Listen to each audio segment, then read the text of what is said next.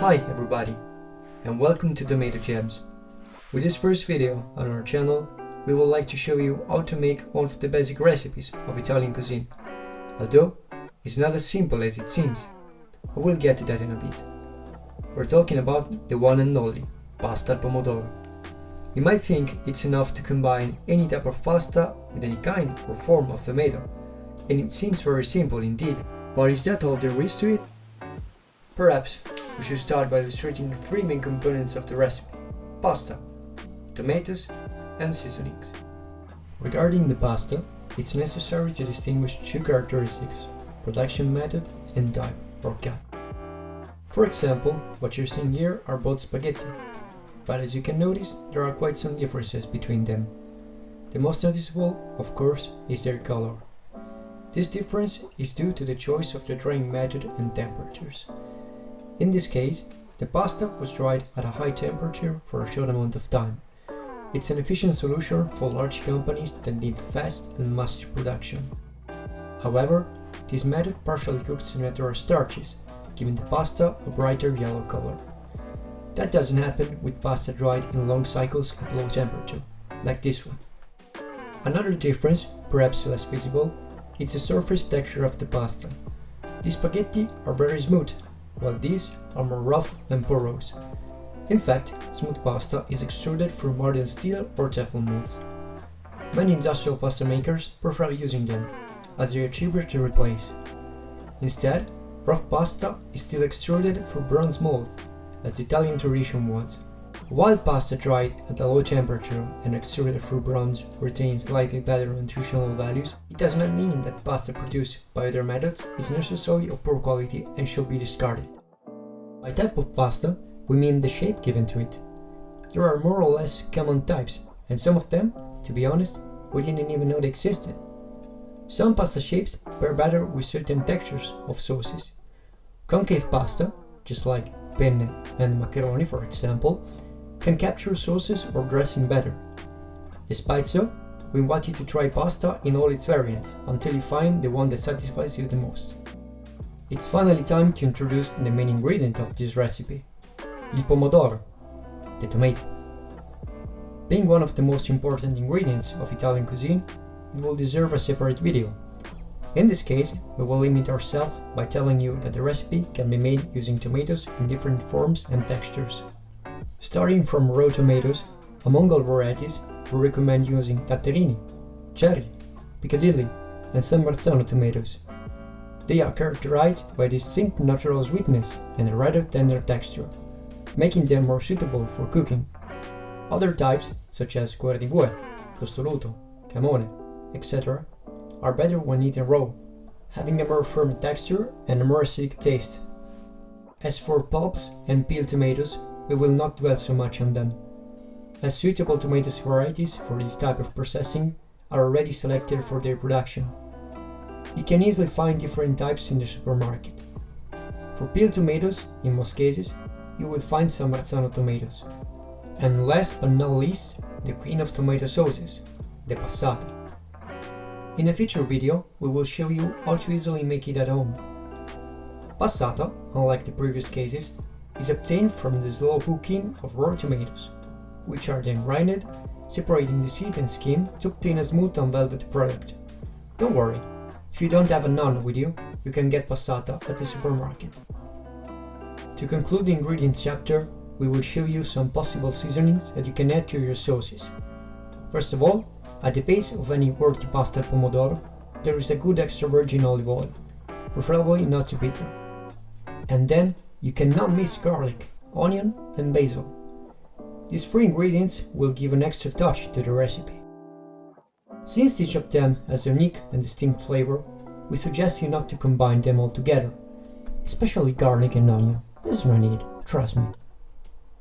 Finally, after this long in-depth discussion, we can show you the three recipes we want to propose to you. Each of them is a combination of different types of pasta, tomatoes, and seasoning. From now on, keep in mind that for each of these recipes we'll be using 100 grams of pasta, so every other ingredient will be measured referring to those quantities. For the first recipe, you will need spaghetti, datterini tomatoes and garlic. For the pasta, bring a pot of water to boil. Then cut about 20 datterini tomatoes in half and peel 2 garlic cloves.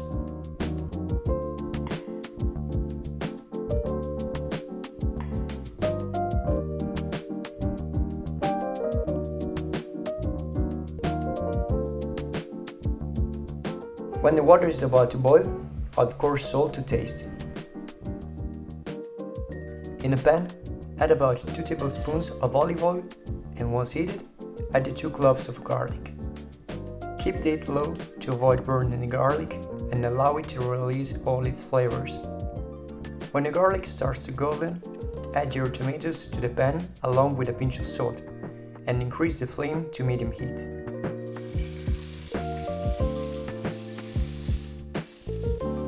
When the water is boiling, add the pasta, paying attention to the cooking times.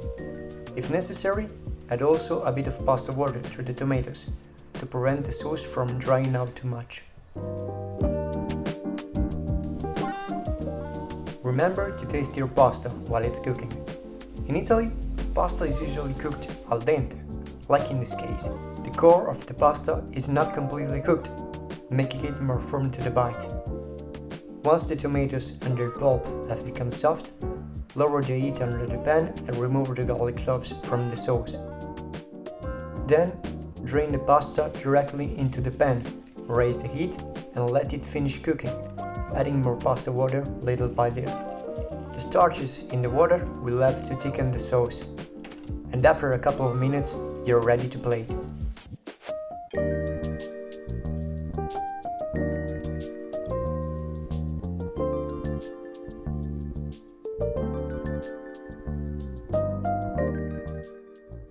For the second recipe, we'll be using macaroni, tomato pulp, peeled tomatoes, and a medium-sized white or golden onion. Start by pouring about 200 grams of tomato pulp into a bowl and squeeze in 2 or 3 peeled tomatoes with your hands. Don't worry if your sauce will have a chunky consistency. If you like onions as much as we do, you can slice or dice half of it. As for the previous recipe, bring a pot of water to a boil, and then, in a pan, add 2 tablespoons of olive oil.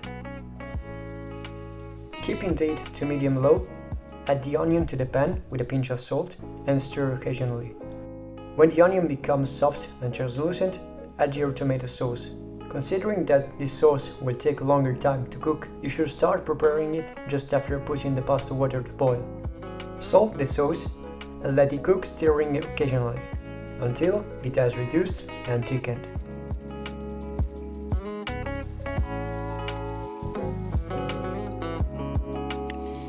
Then, once the pasta is cooked, drain it directly into the sauce.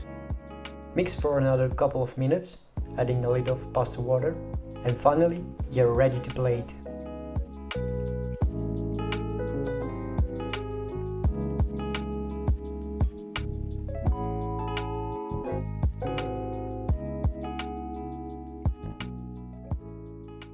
For the third and final recipe, you will need fusilli, tomato passata and basil. Start by pouring about 150 or 200 grams of tomato passata into a bowl and add some fresh basil leaves to taste. Then, set it aside for the moment.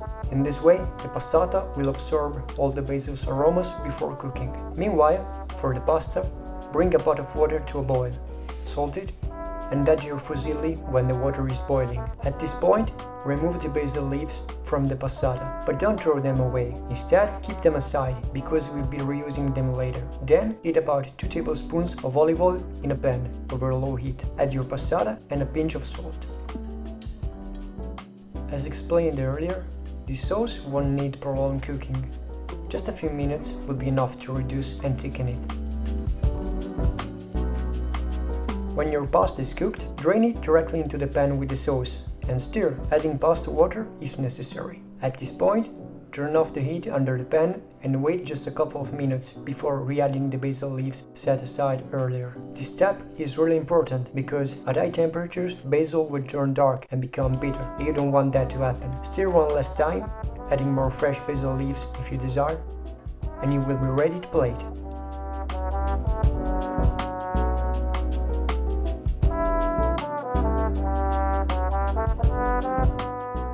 And that's all, folks.